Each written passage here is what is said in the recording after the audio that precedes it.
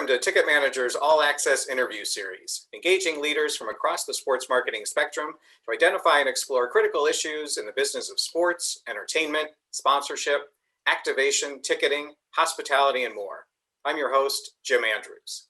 Joining me on this episode to discuss anticipated changes for sports sponsors as we prepare to return to live events, diversifying sports sponsorship portfolios, and even more is Pat LaCroix, Head of Global Brand and Marketing Activation for Bose Corporation. Pat, thanks so much for joining us. Good to be here, Jim. Thanks for having me. Sure. I saw that you mentioned recently that the events of 2020, all of those wonderful events, naturally accelerated a shift to online engagement, and that Bose has picked up some new habits and you use the term muscle memory as a result. I'd love for you to elaborate on what you meant by that and share what some of those new habits are. Yeah, sure. I mean, I think like many industries and brands pre-COVID, I mean, we were obviously seeing an increase in business and traffic, digitally versus, the more traditional brick and mortar. But, once COVID hit, again, Bose, like many other categories and brands, like it kind of became an accelerated focus on, how to serve customers largely through digital in their shopping journey and then ultimately in their purchase path. So, we see, e-commerce both direct on Bose.com and then also with our major retail partners, just becoming an increasing place of not just how folks, shop and research, but ultimately buy. When we talk about engaging people online, obviously that has a lot of impact in sponsorship activation. And as we proceed through 2021 and fans begin to return to live events, what do you see as kind of the balance between the on-site activations that, again, hopefully we're going to get back to, but also those online engagements? I saw somewhere, somebody was saying maybe the average ratio before was 80 live to 20 online before the pandemic.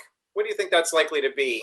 Unfortunately, I think we don't know. It's still like, when exactly does it come back? On a personal level, when those dark days of March 9th, 10th, 11th, 12th start to hit, I personally started to set like stage gates. Like at first it was gonna be like, all right, turn of April, spring, summer.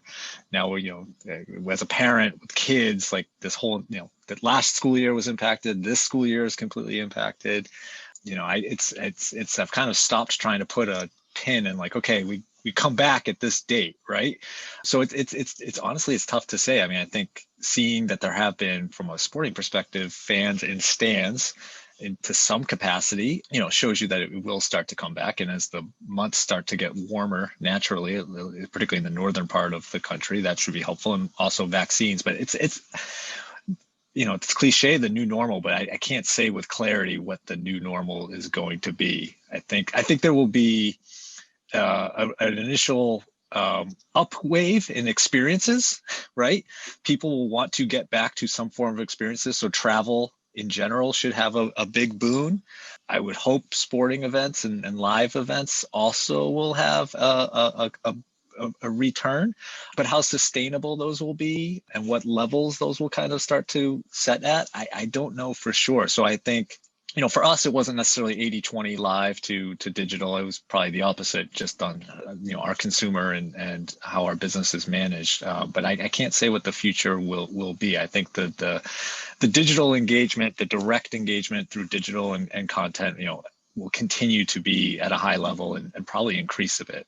I hope live comes back as close as possible to what it used to be for humanity and getting back to, some of our pastimes, but I can't say with clarity what exactly that'll look like. And for us, I think it will be a picking our spots wisely and kind of piloting back into some stuff rather than kind of going back to the old playbook. One thing that I saw you did recently in the kind of digital space was Sound Sanctuary, which I thought was really interesting. So the Sound Sanctuary program is a simple, like, trying to get our products in the hands of those who, deserve it or need it or could get some value for it. So it's in its simplest essence, it's like folks who are going through a tough time or folks who have like really put themselves out there, and where we can provide them the Bose brand and products to give them a better experience or help them through some hard times. That's what we do. So we did a big play around the program just this past weekend with the Super Bowl, where we were able to deliver Bose soundbars and other accessories around the Super Bowl to help their Super Bowl, viewing and listening experience. And what was cool with it, with our relationship with the NFL and the clubs and certain players, we were able to have, pretty premier partners like Baker Mayfield, Justin Herbert, Tua Tagovailoa, Russell Wilson, kind of personally deliver over Zoom the kits to those kind of frontline responders, healthcare heroes, if you will, in the local communities and fans of the clubs that they play for. That's awesome. Yeah, I was really, really impressed with that. Most people are probably most familiar with your partnership with the NFL that you just mentioned, but your sponsorship portfolio has really grown and diversified in recent years. You've got new partnerships with in esports, with Premier Lacrosse League, and you've got your longer term partnerships with Mercedes Formula One. So, I'd love to hear just how some of those decisions were taken. So, why are you going into some of these new areas? Is it to reach new audiences or achieve different objectives? So you could talk a little bit about some of the new stuff that you've been involved in. Yeah, and there's not an exact science or roadmap for some of this stuff. And sometimes, sponsorship's the easy, commodity word to put on this, but sometimes they're not even like a sponsorship, nor are we seeking a sponsorship. It's more of here's a partner who can really demonstrate and communicate in a really interesting, compelling way, what Bose and its products can deliver, right? So like I'll start with PLL because you mentioned it. So that's a funny story. And if he were to see this, he would, I think, have a laugh at it. So Paul Rabel reached out in the early days of COVID and quarantine, basically with a simple like, hey, check out these videos I just made with your Bluetooth speaker. And Paul's the founder of PLL. Yes, thank you. Yes. Sports marketing nerds like myself, we don't think everyone knows Paul. Just want to make sure everybody knows. And basically he was, in quarantine like everyone and doing workout videos in his garage. It looks like he's in a very nice apartment complex, so a shared garage space with others, doing lacrosse workouts with our SoundLink Revolve product. And it was really creative content. And that's kind of how we just started talking. It's like, hey, we could do lots more of these types of things where myself and other folks in the PLL can just be like, as we're all trying to get through quarantine and do workouts, and music is so core to, exercise and fitness. What do you think? And it kind of just sparked from there. And what's funny, what that led to, and this kind of keys to another kind of prescient development and learning that was accelerated due to COVID, and i.e. go more to digital, is demonstrating, kind of product and situation, what these products do, super critical to a category like us. And, traditionally, whether it's been in store with, major resellers like Best Buy and Target, and then certainly when we had our own stores, that demonstration experience where people can really, understand and try the products, whether it's headphones or sound bars or Bluetooth speakers or whatever it might be, it's critical in the customer journey. Right? Because like if you actually try it, especially like, I'm obviously biased, but I think we have lots of third-party credibility that tells us like the Bose product is going to be, of a performance and sound level that is superior. Usually once people try it, like that's a major driver for them. So now as we shifted to digital, being able to kind of give virtual demonstration, and oftentimes through content and storytelling that is highly compelling, entertaining, and most importantly, informative, is crucial. So that's an interesting case where the PLL folks, they've made really good content on our behalf and have kind of like opened eyes and on, light bulbs in certain cases. I think some of the earliest videos, and, it sounds like I'm talking about like this happened decades ago. It was like 9 months ago, but it seems like decades ago. Some of the earliest stuff that they were putting on TikTok, where it's like, oh, wow, like especially with the TikTok environment of music and kind of the, flash and stop and start. I was like, oh my God, like this is unlocking for us how we could use a platform like TikTok to really convey key product features, or more importantly, benefits to the customer in a highly compelling and entertaining way. So that's an example where, I'm proud to say, yeah, we do a lot of work with the PLL. We certainly weren't looking to do a sponsorship with them, and it wasn't like a strategic roadmap. We kind of just, connected, right? Some of the other stuff out there, I think so there's a whole cottage of working with kind of content creators and folks who really understand the key digital platforms and how to tell stories effectively, whether it be on TikTok, Instagram, Twitch, YouTube, you pick. That's been a journey for us and a super interesting space. Some of the other stuff you mentioned, like, we have a relationship with Riot in League of Legends in the esports space. That was a bit more of a traditional. We have introduced a gaming headset. We see how prevalent gaming is across the world, how truly global it is, the audiences it's delivered, the reach and scale of it. So that's one we're still in early days kind of getting familiar with, but that one would have come more from a traditional kind of approach. But so much more of what we're doing, it's kind of the lines have really blurred and blended and it's interesting kind of how we find these partnerships. Well, and I love that PLL story too, because just the origin of how it started. But it really points to the fact that sometimes these are partnerships because the partner knows something that or understands something that you don't. And it used to be like, well, we expect our sports partners to understand their fans, but now, as you point out, they may understand a new platform, or not so new now, but TikTok.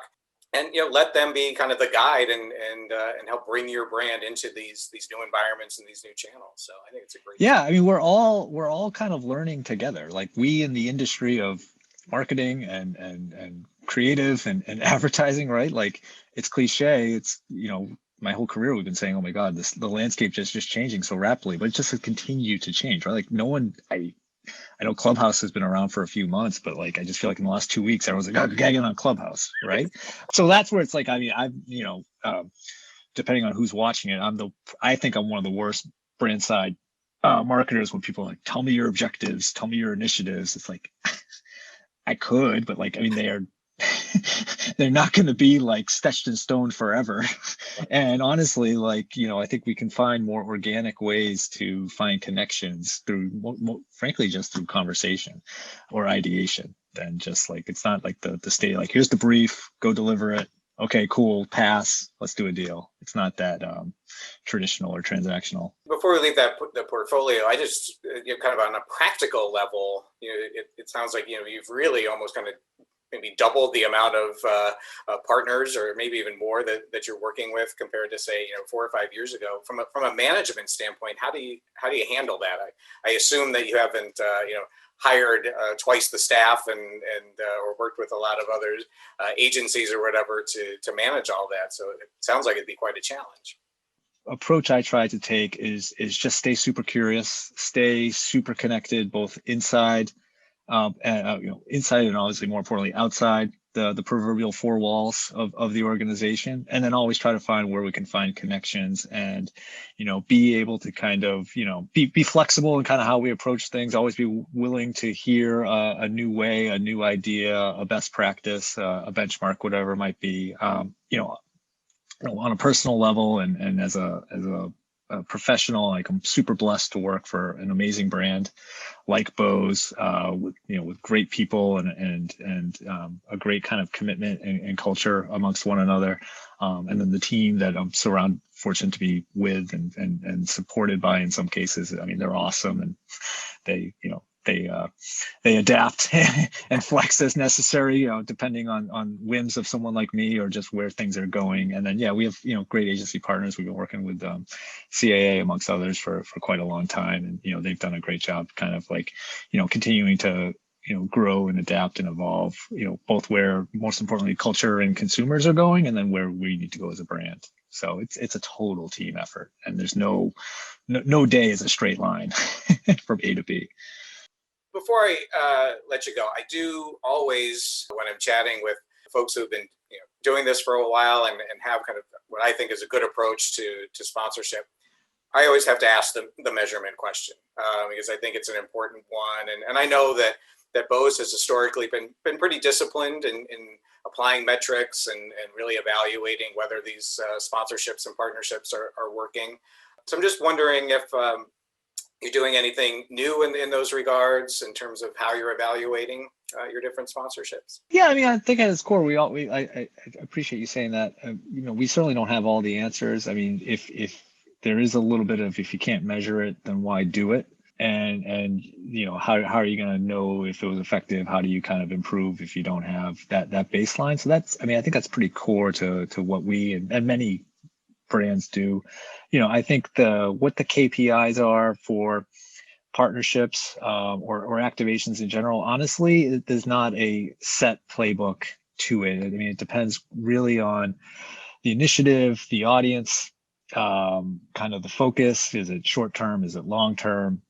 That really ultimately shapes the KPI. I mean, obviously, there's attention to the bottom line, but more and more, it's first and foremost focusing on who the consumer is, where we, where are we with them on their journey, and then kind of applying more of a, like I said, a short term to more longer term, like in terms of how do we kind of grow together and how's that relationship being fostered. So, like I said, there's not a set like measure these three things. It is pretty variable depending on, like I said, the initiative and kind of where we're at with the customer. Well, Pat, I just want to say thank you very much for joining me and taking some time to go into these various areas, and hopefully we'll have a chance to talk again. Who knows, maybe actually even in person sometime in 2021. Absolutely. 2021 would be amazing, but if not 2021, at some point soon. It's been a real pleasure, and I appreciate the time, Jim. All Thanks right. for all you do. Thanks, Pat. And on behalf of everyone at Ticketmanager, thank all of you for watching, and please join us again for the next episode in our All Access interview series.